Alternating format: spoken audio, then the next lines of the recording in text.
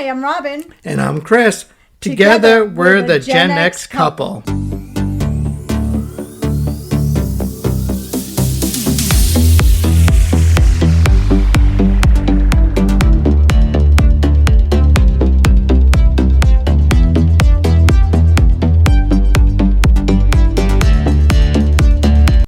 Hello, everyone. How are you guys? Thank you so much for coming back.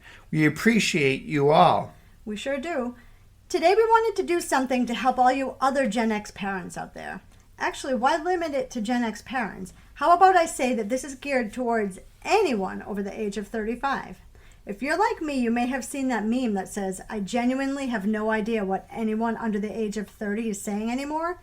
And it's so relatable, right? I mean, these kids and young adults seem to have a whole language of their own. No cap. Today we're going to help you by translating all these new words for you guys. If you have someone ages 13 to 25 living in your home, chances are you've heard them say a bunch of words and you have no idea what they mean. And apparently there's a name for all these new words. They're called brain rot words. So you probably already know where I'm going with this, but brain rot is when you consume too much online content and it leads to a decreased attention span. So as you know, we have a 17 and a 20-year-old living in the house, and we are constantly hearing words that make us scratch our heads all the time. I sat down with the kids and asked them to please define some of these words for me, but don't worry, I double-checked the definitions on Urban Dictionary. And as a side note, as an old person, searching for things on Urban Dictionary can be traumatic. I've seen some things on there that made me wish I wasn't literate, but I digress. And for our younger audience, a dictionary is something we used to use as Generation X to look up words for spelling and definition. True. So today we're going to define all these new words you may be hearing so that you can figure out what these kids are actually saying these days. All right, well, here we go. The first word is sigma. A sigma is a cool guy, but he's a loner. Per Urban Dictionary, a sigma is popular, successful, but a highly independent and self-reliant person. Typically a male, a sigma is one step above an alpha male. So in a sentence, you'd say something like this. Joe is such a sigma. Robin's called me Sigma a few times. More than a few. The next word is pookie. And then this is your best friend or someone you love. And to use it in a sentence, Marshmallow is my pookie. Oh, God. Anyway, this next one, buckle up. It's skibbity. This is a tough one because from what I gathered, it has no real meaning. It can either be good or bad. Basically, it's just a nonsense word. However, if you say skibbity dibbity, it can be used to express excitement. This word came from a series of YouTube shorts called Skibbity Toilet. And while I can't say that I've ever seen one of these shorts, apparently it's just a toilet with a head inside of it, and it's geared towards kids. I didn't want that in my search history, so I'm definitely not taking one for the team on this one. Sorry, not sorry. Now this next word is how I got Robin. Riz. This means you got game, and you're good talking to someone you like, as in you're a good flirt. Definitely. This next word is mid. It's mediocre or even poor quality. This is meant to be more of an insult. Okay. So I know Chris just did 2 words, and I'm doing 2 words together for this next one because to me they're similar. The first one is looks maxing. LOOKSMAXXING, which is improving your looks. The next word is mewing. MEWWING. Which is pressing your tongue on the roof of your mouth to make your jawline look sharper, which are my 20-year-old's exact words, swear to God. This next word looks just like it. Fit, which is short for outfit. Yeah, that makes sense. All right, so this next one is ion, ION, which is short for I don't. I'm really not sure what these kids are going to do with the 2 milliseconds they save by dropping those 2 extra letters and apostrophe, but hey, who am I? Now you heard this word Robin say earlier in the podcast. It means no lies. It is no cap. No cap. So this next one is the ick. This is a feeling of disgust. For example, this creep in my inbox is giving me the ick. That used to be me. Yeah, he's right. This next word is bet. This one is pretty simple. It means okay. It is used to express an agreement. An example would be someone says, "See you tomorrow," and you reply, "Bet." Bet. Okay, guys. So this next one I don't love, but since the kids are saying it, I'm gonna include it. It's Ohio, as in the state of Ohio. And this would be used when something massively sucks. From what I read, it started when some people started talking about how nothing much ever seems to happen in Ohio. I don't think that's a bad thing, but apparently some people think it's embarrassing to be from Ohio. Not us, just to be clear. But the kids clung on to this and rolled with it. Again, this is just the kids. This is not our opinion. I'm just sharing so you guys know in case you hear it. Now the next word is drip. This would be a compliment on your attire, outfit, or sense of style in general. I think it's kind of an update version of swag. For instance, someone could say, "Nice drip," and that means you look nice today. I think I'm going to use it in the office next week. Yeah, your boss will love that one. So this next one is Gucci. This means excellent or fancy. So I could say to Chris, "I'm going to make spaghetti and meatballs for dinner tonight," and he might reply, "Gucci." So does that mean I'm getting spaghetti and meatballs for dinner? Yeah, that's exactly what it means. Gucci. Nice use. The next word is slaps.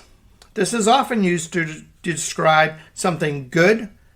An example would be, "This pizza is slaps." No, you would say this pizza really slaps.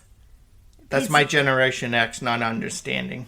Yeah, I actually feel like this is a good time to get into the fact that Chris mispronounces words all the time. So you should get used to this going forward because it's going to occur probably every podcast. But that's okay. You'll get used to it. I promise. I have. So this next word that we're going to discuss is fire, which is basically the new word for hot. I'm not sure why the new generation thought that that word needed to be replaced, but here we are. So for example, I could say to my sister, "Hey, your new dress is fire." Of course, she's in her 40s and she'd think I was crazy for saying it like that, but I could if I were 25 years younger and it would sound completely normal. I think they get that from the Hunger Games. I don't think so.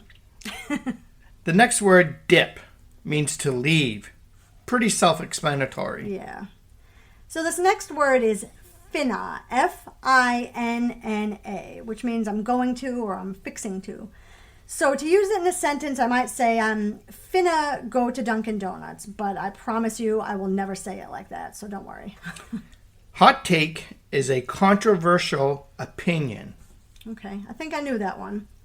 So this next one is the phantom tax, and it's F-A-N-U-M. And apparently this one refers to some content creator that steals his friend's food. So that would be similar to the parent tax on Halloween. And I know you guys all know what I'm talking about when I say that. Neither of those were in my tax classes. Are you sure the parent tax wasn't in there? Because I feel like everybody knows about it. This next word is low-key. Now, not the Marvel character. This means exactly what you think it means. Keeping it subtle. The kids just seem to overuse this one. Not everything is low-key. It just is. See also high-key, which is something done with high intensity, but they don't seem to say that one as much. Every time one of my kids says low-key, I say high-key right back to them. It makes me feel good about myself. So speaking of that, that leads me into the next one. And it actually hurts my heart a little bit to tell you about this one, but you'll understand once I get into it. And it's a phrase, and it's called UNC status.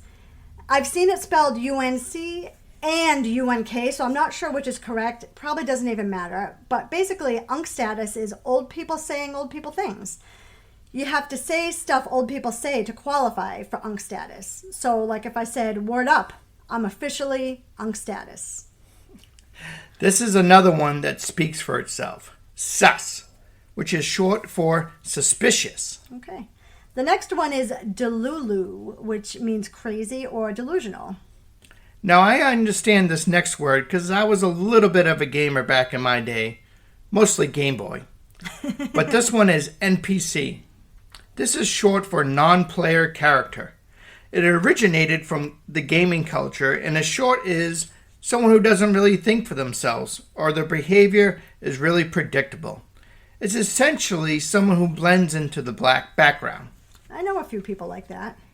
So this next one wasn't originally on my list of words to share with you guys, but then my 20-year-old went and said it to me, so I had to stop, write it down, and ask him what it meant. And the word is mog, M-O-G, or you could say mogged, M-O-G-G-E-D.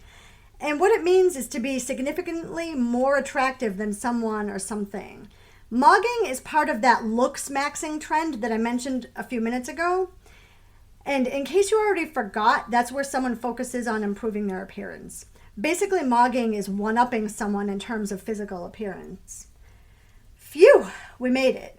Some of those words are so odd to me, and maybe to you too, but at least now you'll have an idea about what the kids are saying. All this talk about Generation Z slang got us to thinking about some of our own Generation X slang. Yeah, a few of the words that we could remember were gnarly, rad, bitchin', to the max, tubular, the phrase going postal, remember that one? Psych, and home slice. Which words or phrases do you remember from growing up? Let us know on our socials. Yeah, you can find us at The Gen X Couple, all one word, on Twitter and Instagram. And that does it for today.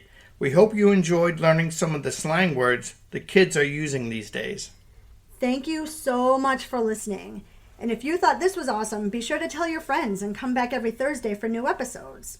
The next episode is a little something for spooky season. Since it's October, we figured it was the perfect time to get a little spooky. But don't worry, it's not going to be too scary, I promise. Until next time, see you later, alligator. In a while, crocodile.